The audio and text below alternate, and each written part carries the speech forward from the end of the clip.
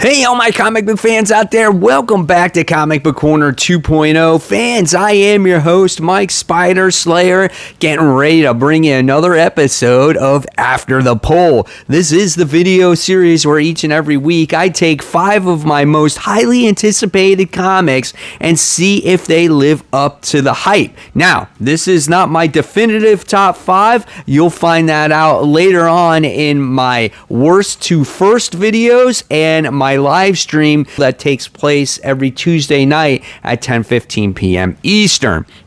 All right, guys. So here we go. Let's get started with this week's episode, kicking it off with number 5. So number 5 is Judgment Day. This is issue 2, or should I say Axe Judgment Day, issue number 2.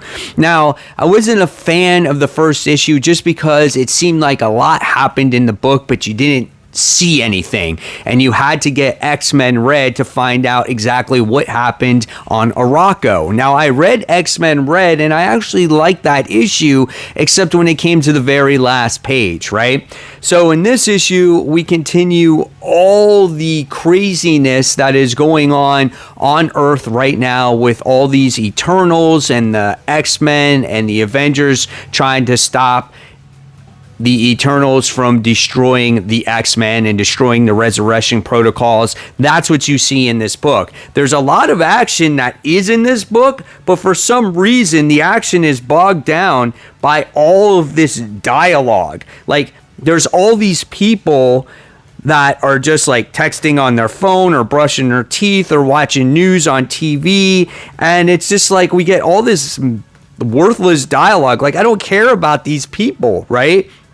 So in between, you do get some great action scenes with our characters fighting some of these celestial like beings or monsters, and they're trying to prevent them from destroying Krakoa. They're protecting the resurrection protocol, which you guys know by now I'm not a fan of that. So I'm like hoping that it does go away. And the big thing was the Avengers trying to get their Avengers base, which was a dead celestial, whatever it is. I'm not 100% sure because I haven't read Avengers in a while, but their goal was to get the celestial back online.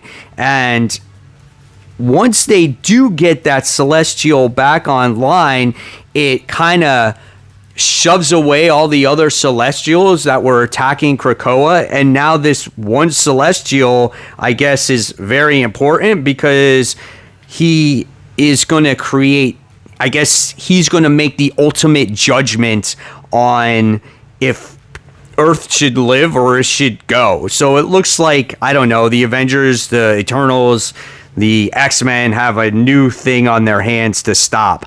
I don't know. I'm just not a fan of this book. I mean, I think it looks good. I thought there was lots of action, but I feel like there was a lot of unnecessary action just there on the pages. It was just kind of all over the place for me. I'm just not a fan of this event. There's other events that seem important or feel important. This just feels like it wants to try to be important, but it's really not. And I'm not a fan of this. This is like, there's a lot of Marvel events, right? And I'm very positive when it comes to a lot of comic books, but I'm not seeing it in this particular event. This is an event that I'm not really looking forward to. I don't know if I'm even going to buy issue 3. I'm just that disappointed. I wouldn't be surprised if this is probably my least favorite book of the week. So if you are event fatigued, I wouldn't recommend this. It just seems like it should be important, but it's just not, guys. Coming in at number 4, we have XMen Legends. This is issue 1. Now, you want to talk about a fun story? This one was actually kind of fun because this story takes place between Hulk 181 and Giant Size X-Men issue 1. And we get to see old school Wolverine, right, when he first confronted the Hulk. So I feel like a lot of people, for some reason, are kind of like specking on this book because it takes place between that time frame. I don't look at this as a spec book. I look at this as just a fun book to read and a really great story. In the beginning, you get to see Wolverine and Hulk battle against each other, which I thought was a lot of fun. You actually wind up seeing the Hulk get captured by Weapon X, but then he winds up escaping. Check out the panel work on here. Look at the colors. They're bright and vibrant. This was just a fun book to look at, man. I love this book.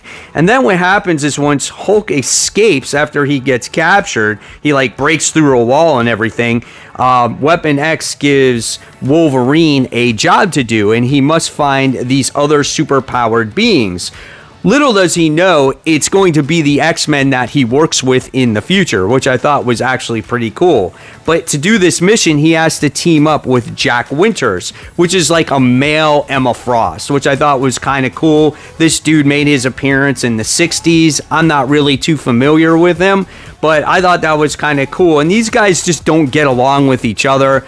They transport to the place that they have to do. Wolverine is kind of like, you know, he's solo at this point. He's not good with working with others. He's like, I'm taking off, bud. I'm going to kick your ass if I have to, but leave me be. So they start fighting each other and stuff like that.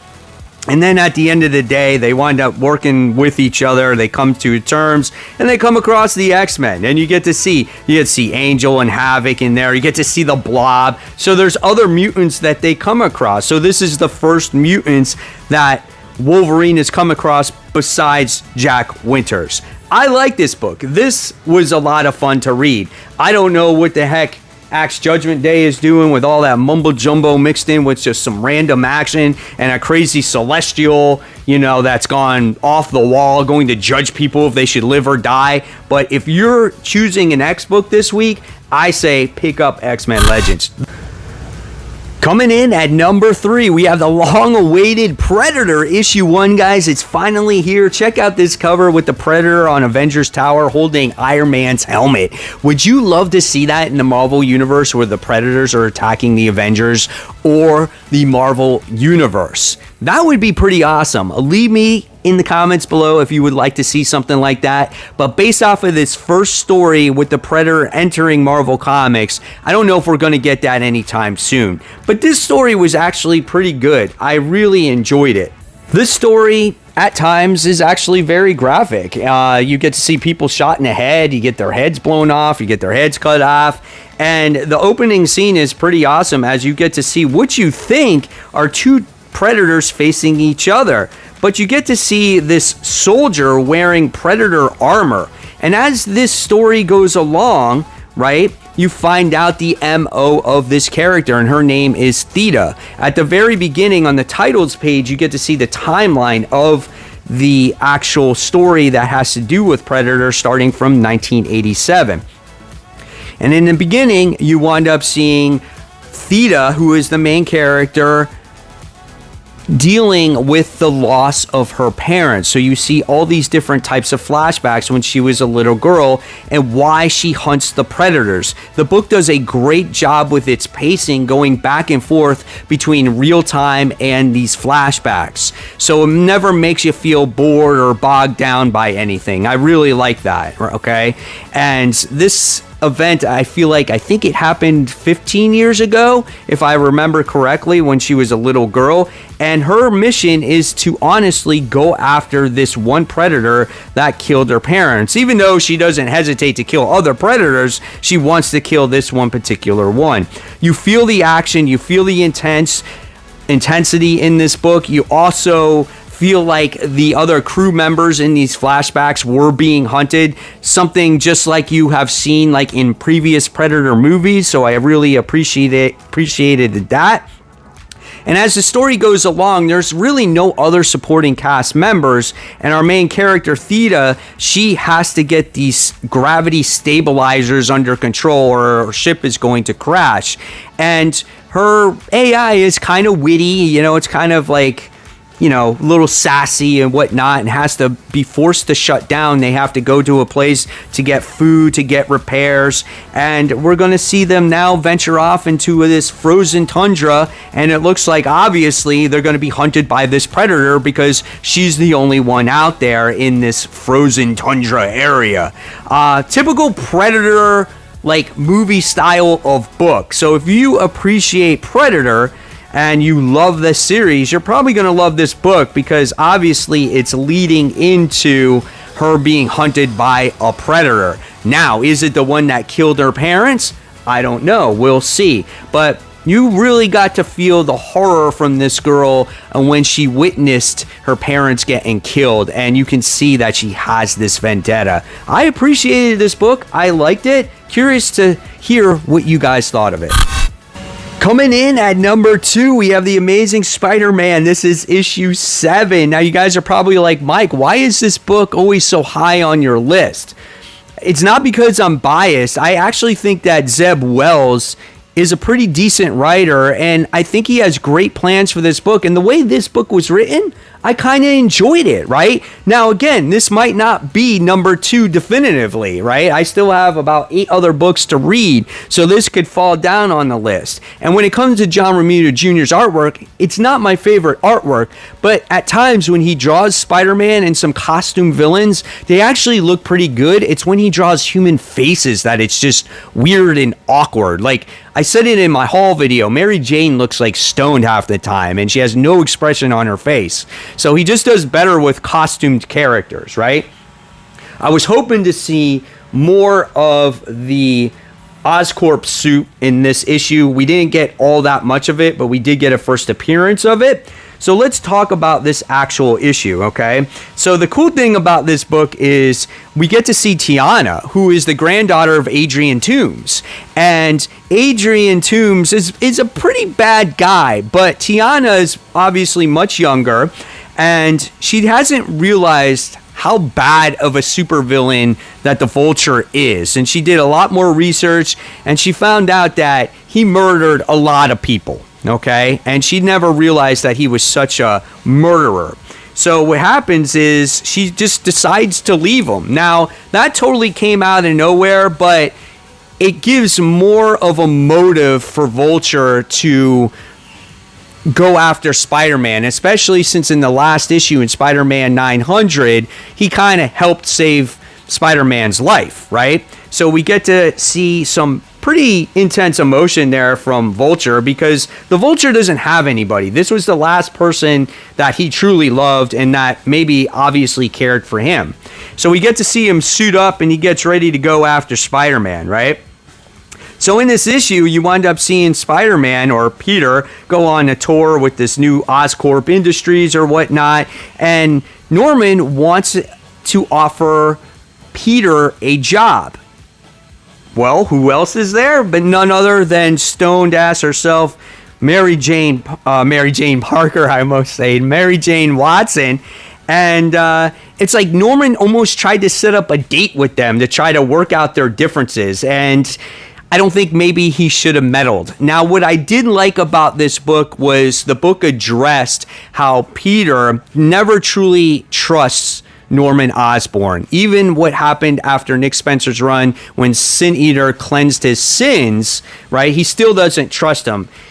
He realizes that they still have a history and Norman thinks that everything's okay now. So there is some discrepancy between the two characters. These two kind of talk with each other and they're about to spill the beans, right? And then who comes and interrupts everything just like in the very first issue? Freaking Paul. This guy. Who is this guy, man? I don't know. And it's just like you get to see this whole little flashback thing. It's like, oh, are they going to get in a fight with each other? Like, is that what's going on?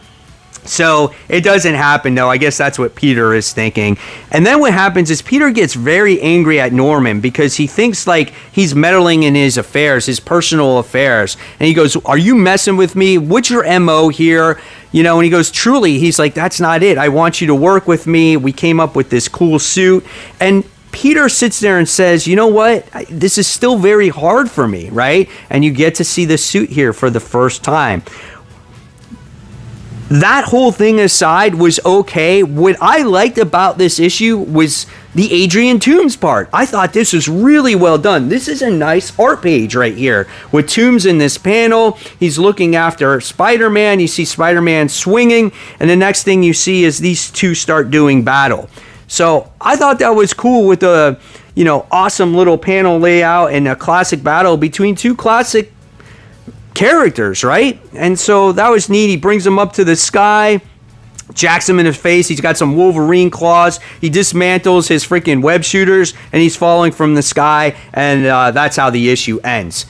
I like these issues. I love how we're featuring old school villains, and they just feel more ruthless than they have in the past, right? And it always feels like Spider-Man's got his back against the wall, and I just feel like we did not get that in Nick Spencer's run, and that's what I like about the writing here. So we get a little more teasers with Mary Jane. I know we're not getting our questions answered. We still want to find out what's going on, 6 months ago and what got Peter to that point. I'm sure we'll get that, but I'm in it for the ride, man. I want to see him don this new suit and why he's working with him, and we'll get more answers to that. I just enjoyed it, man. Great book. So what's number one as of right now? Well, that one goes to Deceased War of the Undead Gods, issue 1.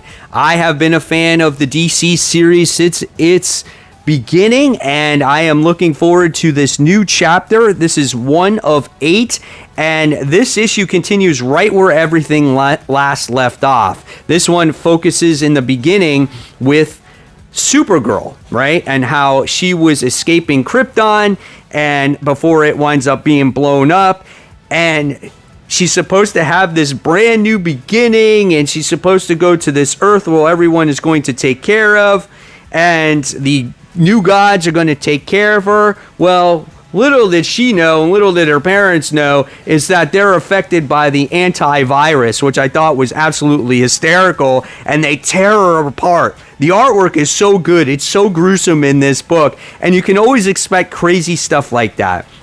But if you read the last volume of Deceased, they wound up finding a cure for the antivirus. So people that were infected, they can actually inject a cure into them, and they can heal and they can get better. So we wound up seeing that Green Arrow winds up getting healed. We wound up seeing Superman, who was absorbing the sun for like 5 years, or powering the sun. I don't know exactly what he was doing. I forgot, because it's been a while, but he was in the sun for all that time. And we get to see John go in there, fight his dad. You get to see some of the other superheroes fight in battle against him. And they inject the virus and they save Clark. So Clark is back. He's just missing an arm. He's got a robotic arm and whatnot.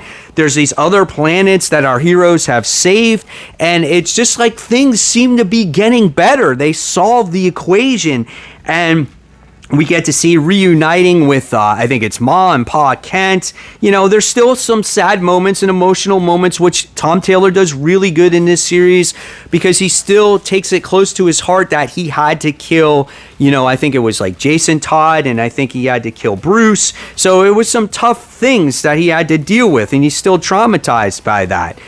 What happens, though, in this issue, what really kicks things off, is we get to see Brainiac make his appearance here. He sends his drones, but he's not there as a threat. He's there as a warning, and he's saying that the new gods are coming after them. They're infected, and they're basically going to end the galaxy. I was like, oh, man, that is freaking awesome. Again, the artwork is so well done. The story is so well told. This is Tom Taylor's best stuff. When he does Deceased, when he does Injustice, when he does these mini-series, this is so good. Superman, not so much. Nightwing is better than Superman, but the story progression lacks. When he has a definitive ending and he knows where it's going to end, this is where he shines. If you guys have never read Deceased before, I say pick up any volume you possibly can. Read that and get to this point, because you will not be disappointed.